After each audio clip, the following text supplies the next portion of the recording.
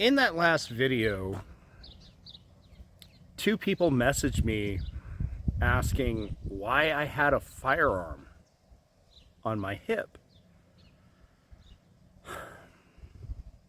So it's probably time for me to come clean.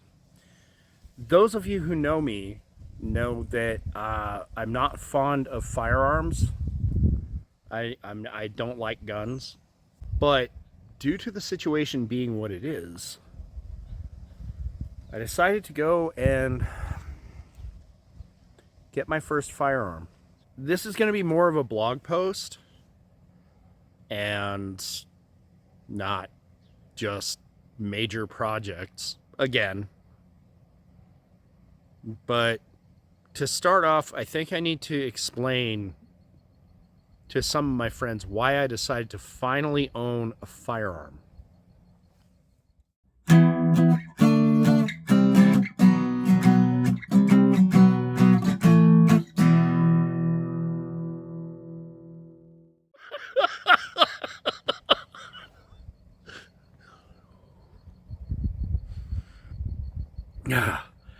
Anyone who knows me is probably laughing.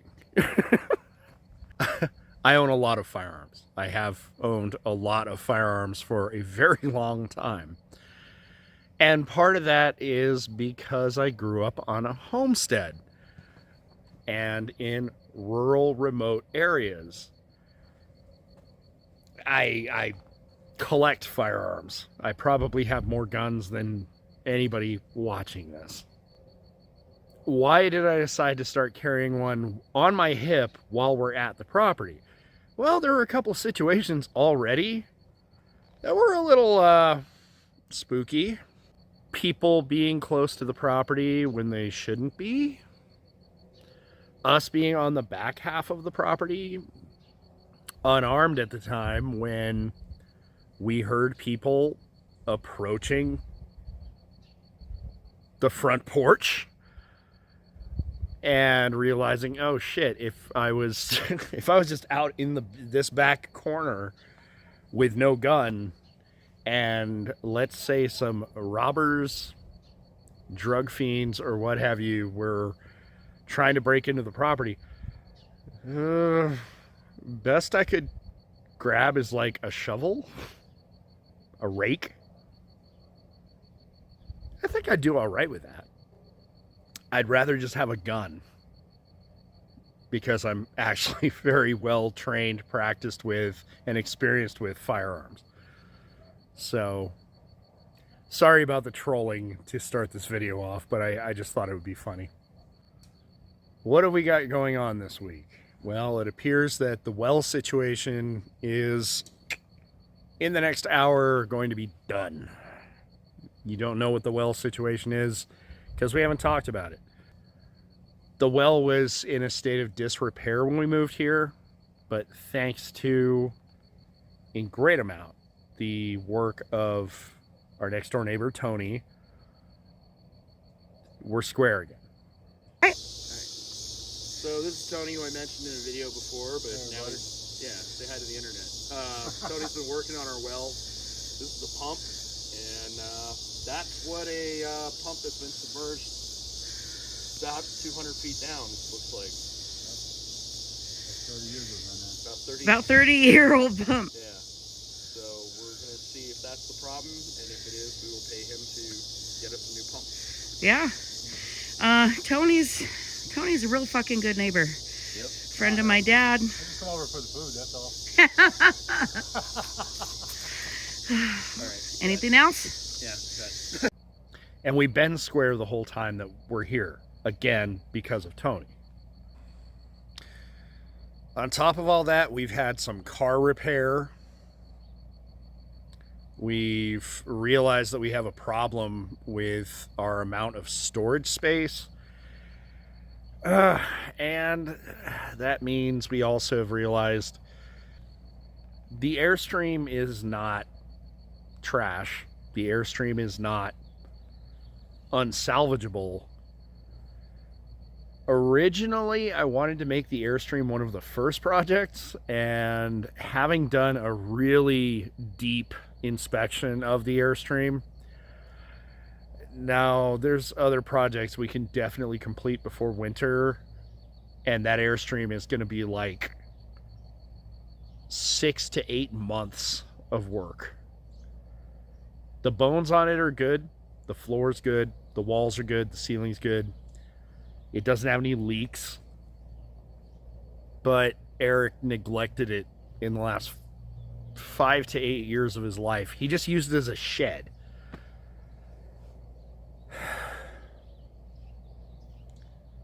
So we gotta clean it up.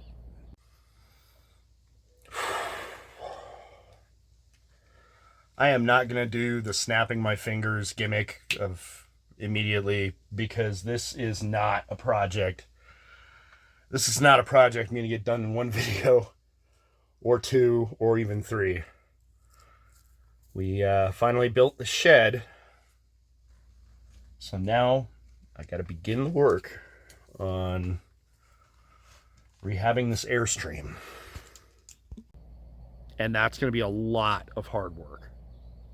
It's not going to be as simple as just vacuuming it out, replacing the bed. No, we've got to do like a whole teardown of the interior and then a rebuild of the interior to make it into a proper work/living space. If nothing else, someplace that we can put a computer or 2, a library, a small library of books, and enough space that there's a bed where if somebody's visiting us, we would feel comfortable letting them, crash there. It is not that right now. It needs a lot of work. Not as much as I feared, but also it needs work. What else can I tell you? Fall is hitting here. The AC units in the house turn off in the middle of the day, and we wonder, oh, did the power just cut out? No, our computers are on. The lights are on, but it's a cool, I want to say right now it's like 76. It's gorgeous out here right now. I had a full day. I had to get my car repaired. Living rural next to a small town means that was a bit of an adventure. I ended up driving 170 plus miles in one day just to get my car repaired. And I don't need to go into the whole sordid story of car repair. I will say, part of this journey was driving from here to Las Cruces. Las Cruces is the next major town outside of Alamogordo. To get there from here, you have to drive through the White Sands National Park and the White Sands Missile Range, which is active. And on the way back, there's a border patrol checkpoint. All vehicles have to stop. And I've seen some videos recently where people were really losing their shit. People were upset, like, oh my goodness, oh, these jackbooted thugs, they're pulling me over at a checkpoint to see if I'm an American. So I took this video earlier today. It'll tell you what these checkpoints are like.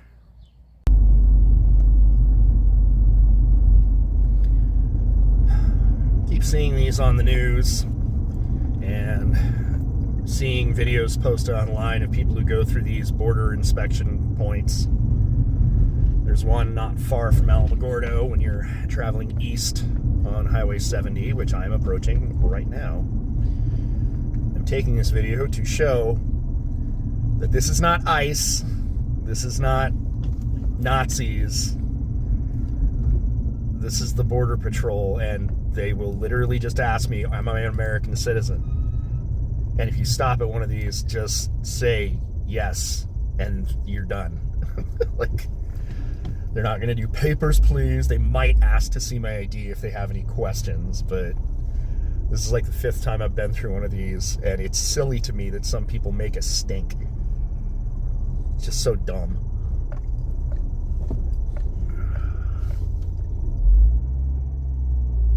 Everyone on the highway has to go through it.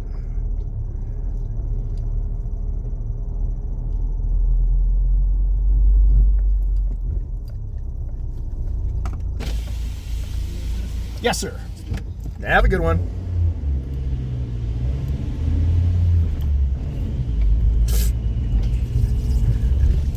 That was it.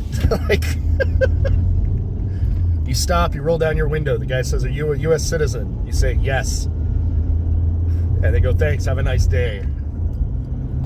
Like, they're not... Every time I've been through the checkpoint, it's real obvious to me that these Border Patrol agents, this is like just a milking it job. Like, they just have to stop and ask, are you a U.S. citizen? He didn't ask for my ID. I didn't stop the car long enough that I think I could have gotten out safely. And then he was just like, okay, bye. Waved me through. And that's it. That's the whole Border Patrol checkpoint experience. If you're going through one, every time I've seen a video of it being a problem for somebody, they were the problem. Saying nonsense like, you know, I don't have to tell you that. Well, by law, yeah, you do. Anyway.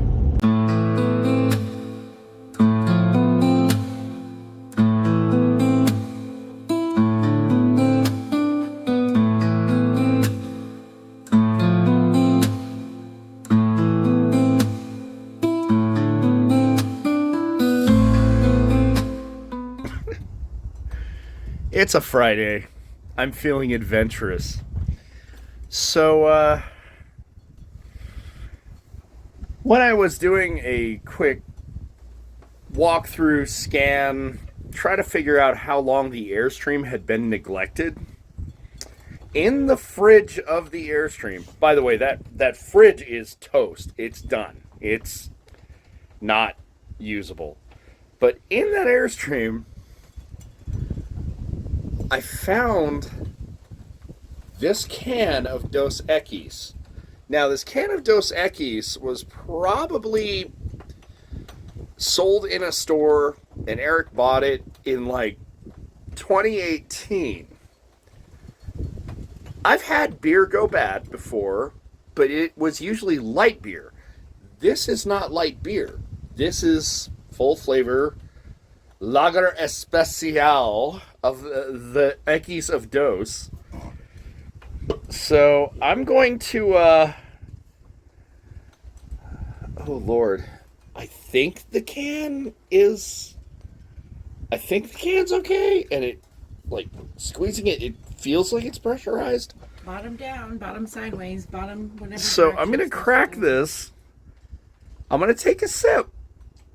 And it might kill me, but, you know, I'll die doing what I loved.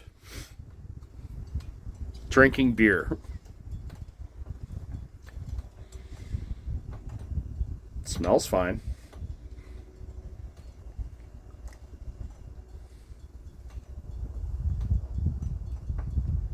It's fine. Wow. This is 7-year-old can of beer that was kept in a hot trailer. Sometimes frozen. Sometimes frozen, sometimes boiling. Yeah, it's fine. This actually tastes just like any other Dos Equis. There's no skunk. There's no bad flavor. Holy shit. Like, didn't expect that.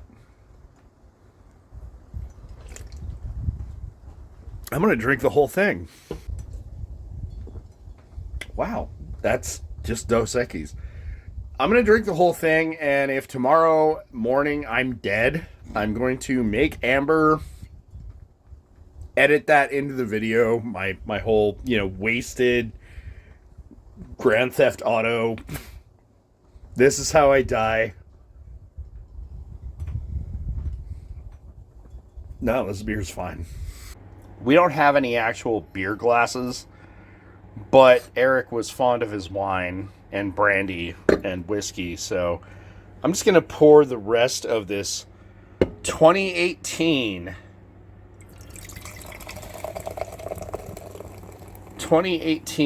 Dos Equis into this lovely glass. Let's see if I can get... I mean, you can just take my word for it. This was put in the can in 2018, which is when I think Eric bought it. And now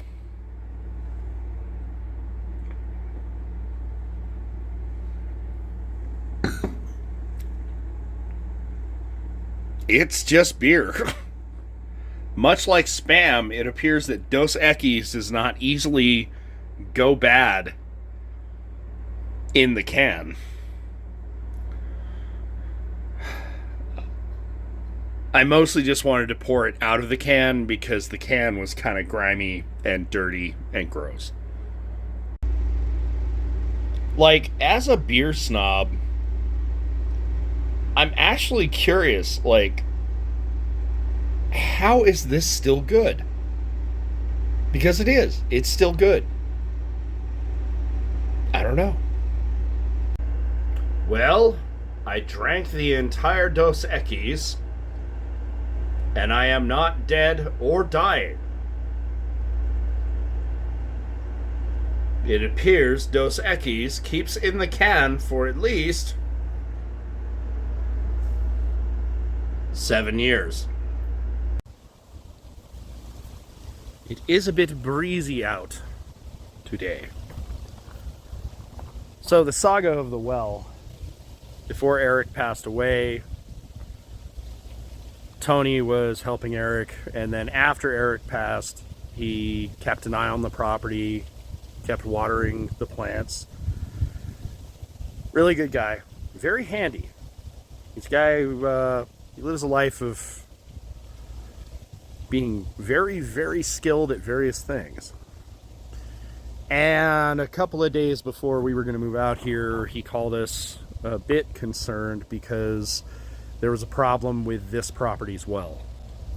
It was a bit of a toss-up. Could it be the pressure tank?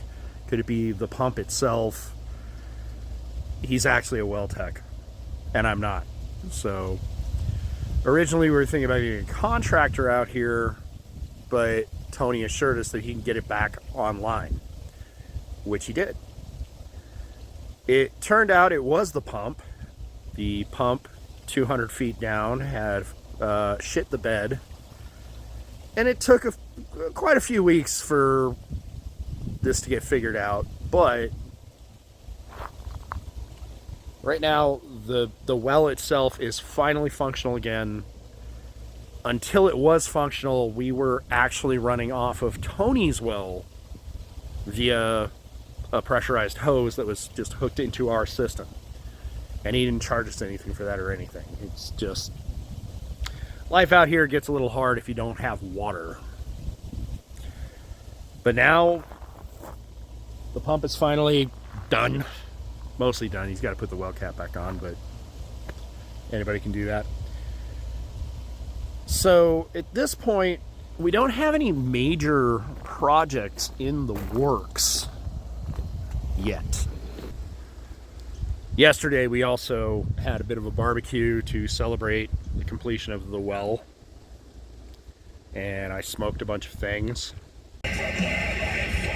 Yeah, here we go again. Decided to smoke this weekend. And starting her off with some ribs. They actually had a sale on beef ribs this weekend. Oh yeah. Yeah. Oh yeah. Now,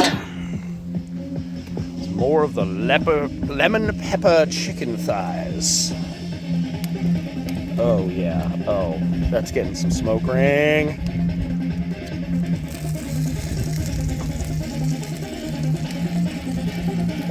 Well, these are my rolls. Oh man, this chicken is about to come off the grill. Look at that. Today we ran into town, which is now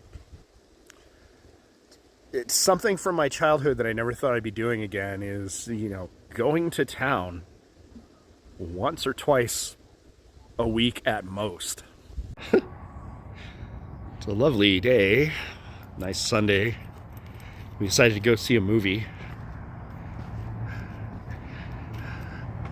Until proven otherwise, I'm not sure this movie theater is even open, let alone showing movies. No, Amber got in. This is wild. Because it's a drive, and you don't just go to the store every day out here, because there is no store.